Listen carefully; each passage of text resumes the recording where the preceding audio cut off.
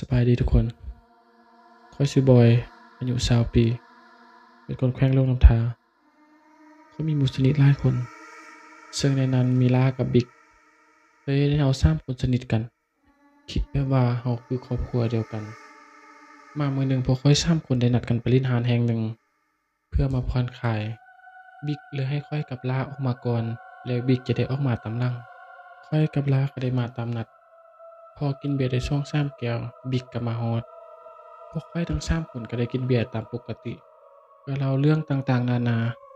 ต่างคนก็ต่างเมาอีกอย่างมันก็ดึกแล้วพวกเราทั้ง3ก็เลยเช็กบิลพอออกงานมาได้ระยะหนึ่งแล้วข้อยกับลาได้แยกทางกับบิ๊กและบอกให้บิ๊กค่อยๆกลับเพราะเส้นทางกลับบ้านบิ๊กมันเปลี่ยวมีแต่ป่า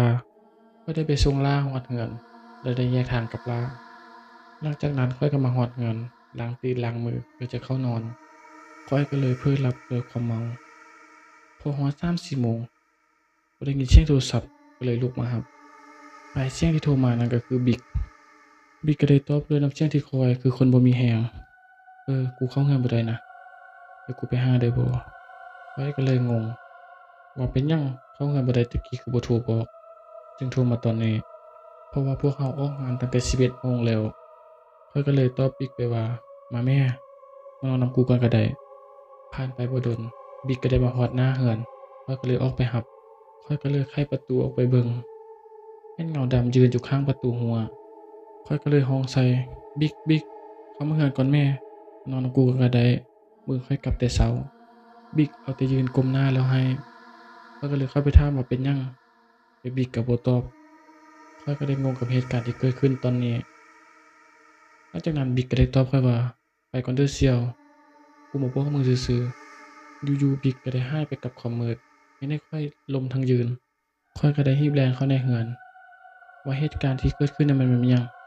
หรือว่าข้อยเมาหรือว่าข้อยตาฝาดก็ได้คิดทางที่ดีไว้ความย้านบวกกับความเมาเลยเฮ็ดให้ข้อยเผลอหลับไปพอฮอด7 โมงเช้าลาก็ได้โทรมาหาข้อยด้วยความตกใจว่าบิ๊กนั้นตายแล้วข้อยก็เลยตกใจว่าเหตุการณ์เมื่อคืนนี้เด้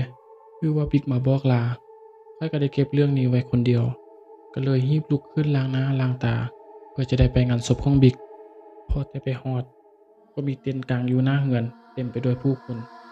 ข้างเรือนมีโลงศพ1หน่วยและรูปที่ติดอยู่หัวโลงนั้นก็คือรูปบิ๊กข้อยก็บ่คิดว่าเหตุการณ์นี้จะได้เกิดขึ้นกับหมู่ข้อย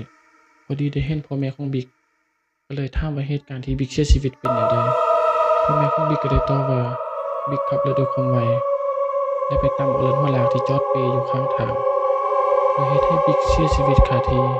พอแต่บิ๊กตำ เจ้าของรถก็ได้ฮ้องคนแถวนั้นมาช่วยแต่ก็ยื้อชีวิตบิ๊กไว้บ่ได้พอได้ฟังแบบนั้นน้ำตาข้อยก็ไหลและข้อยก็ได้ขอโทษพ่อแม่ของบิ๊กก็เลยบอกไปว่าเราสร้างคนได้ไปเรียนนำกันและได้แยกทางกันอยู่3แยกก็บ่ได้คิดว่าเหตุการณ์นี้จะเกิดขึ้นกับบิ๊กหลังจากนั้นข้อยก็เล่าเหตุการณ์ที่ข้อยเจอเมื่อคืนนี้ให้พ่อแม่บิ๊กฟังช่วงประมาณ 3-4 โมงบิ๊กได้มาหาเราได้มาบอกลา พอเว้าแล้วพ่อแม่ของบิ๊กก็ร้องไห้ขึ้นอย่างแรงว่าบิ๊กเสียชีวิตตั้งแต่ตอน2 โมงได้ฟังแล้วก็รู้สึกผิดข้อยกับลาได้ตัดสินใจว่าจะบวชจูงบิ๊กเพื่อจะได้ขึ้นไปอยู่สวรรค์ชั้นฟ้าด้วยบุญคุณผู้ดีในชาติหน้า